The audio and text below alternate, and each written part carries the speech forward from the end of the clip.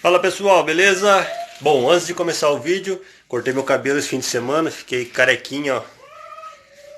Bom, coloca nos comentários aí o que vocês acharam, muitos me criticaram, outros me elogiaram, mas enfim, minha mulher gostou, beleza?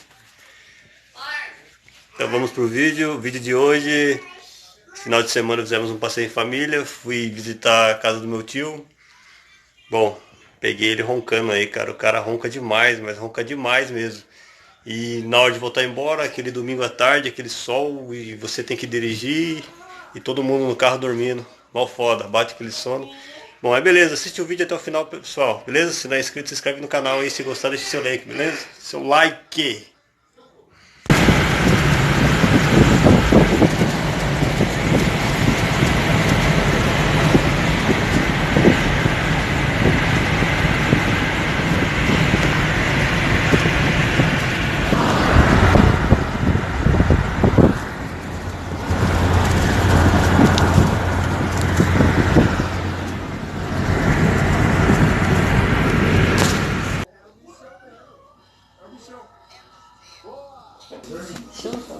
Quer dormir com a mãe?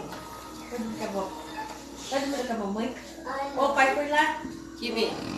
Vai. Vem, mãe. Vai. Vem aqui.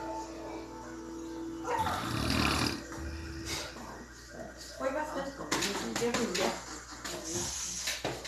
Minha mãe está dormindo.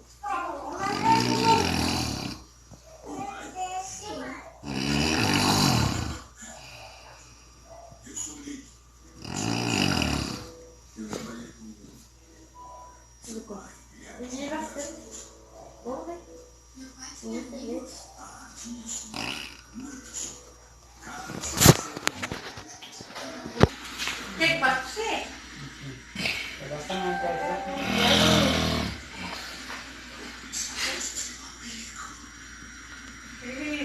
E a outra na boca. Eu vim fazer o pra mim. Já tudo seu ar.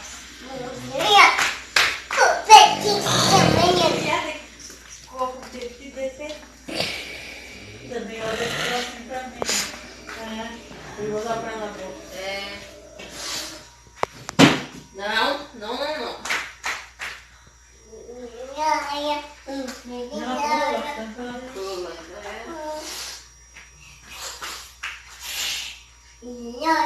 É bom criança pulando.